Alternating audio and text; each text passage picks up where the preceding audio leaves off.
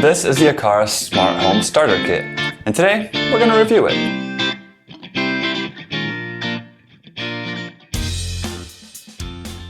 As always, if you want a more detailed written review, head on over to techtechandmoretech.com or check the link in the description below. So what's exciting about a product like this is that there's not very many of them on the market. And as smart homes become more and more popular, I think something like this is perfect for a first-time smart home user. In the box, you'll find a hub, a smart plug, a small wireless button, a contact sensor for a door or a window, and also a motion sensor. Between these 5 things, you basically can do the majority of smart home automations, but we'll get to that in just a minute. Setup is pretty straightforward. Comes a nice little instructional booklet that tells you kind of exactly step by step on what app to download, what to press, what to wait for, etc.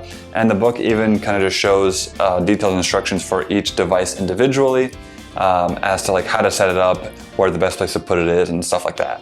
The hub itself is wireless only, and it actually plugs directly into the wall, making this entire kit purely wireless, which is kind of cool. Because of the shape and the size of the plug, it's going to take up 2 plug spaces, so put it somewhere where you don't care if you need to use it very often, because it's going to take up both. Now, some of you might be wondering why you need a hub to begin with, or what the purpose of it is, and it's a good question.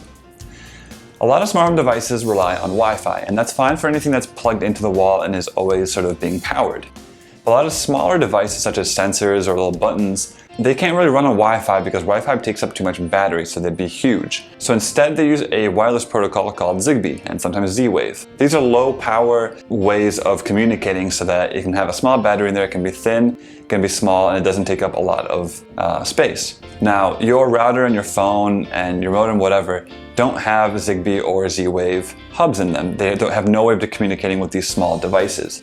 So that's where the hub comes in. The hub can then directly communicate with these small sensors over Zigbee, and then it can connect with the rest of your network with Wi-Fi. So that's basically kind of why you need it. Personally, I would prefer if the hub had an option of a wire as well, so you can plug it directly into your router. But I definitely understand as a starter kit and people that are new to smart home in general, having something that's completely wireless so you can plug in anywhere will be very, very appealing. The hub itself has a built-in speaker, but it's really more for alerts than it is for music or anything like that. You can't actually play music through it. And it also has a big LED ring around the side, which actually identifies as a light in your smart home. The Home app on my iPhone pretty much immediately recognized all the devices and added them no problem, even suggesting various automations to add them to. The Aqara app as well also has suggested automations, which I think is definitely a nice step for people that are entering the smart home, because they might not know about automations and they think that they have to use their phone or have to use Siri or whatever to control these devices. So I initially set this up as if these were the only smart home devices that I had. So I didn't connect them to any of my other Hue lights or anything like that. I only made automations and connected them with each other.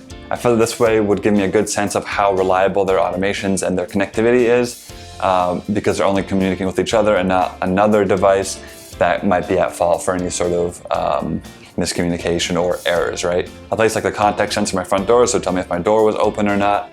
I placed the motion sensor in my hall, so it would turn on the hub light whenever I walk by it. I plugged in an LED strip that goes around my entire bedroom to the smart plug, and then I placed the little wireless button above my switches so that whenever I walk into my room, I can just press that button and it turns on that smart plug that's plugged into the lights. And so far, all of this has been working flawlessly. I've had no lag in terms of the automations happening. I've had absolutely no connectivity issues in my Home app.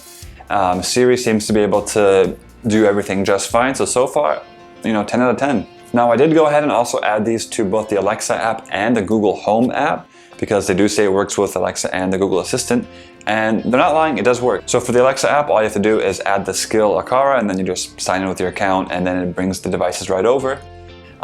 Funnily enough, it wasn't able to find the button.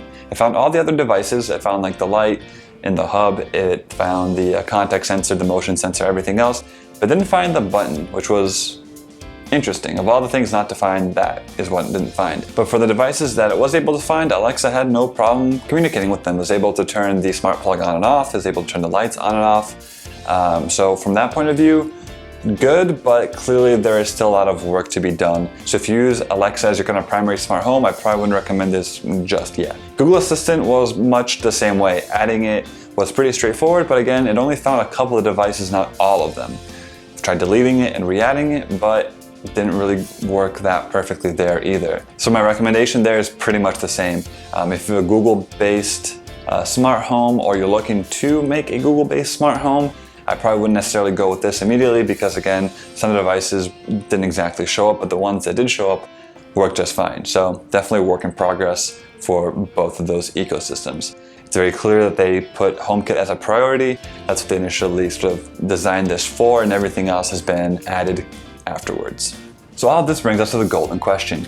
Should you buy this? Let's start with the price. It's about $130, but they pretty much run promotions all the time, so realistically you can always get it for about $110 on Amazon. Now if you took all the 5 devices in here and you bought them individually, it would cost about $20 to $30 more. Now the nice thing about the starter kit is it's kind of like an all-in-one package, like it's a kit, right? You've got everything you need to start a smart home.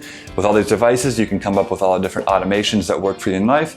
And what's nice is all of these sensors and stuff are pretty cheap, so you can always kind of add them from Aqara going forward. Ultimately, I'm really impressed by this starter kit. All the devices seem to be made out of really high quality materials, nothing cheap or flimsy about them, which is nice. No issues with setup, no issues with controlling them from my phone or anything like that.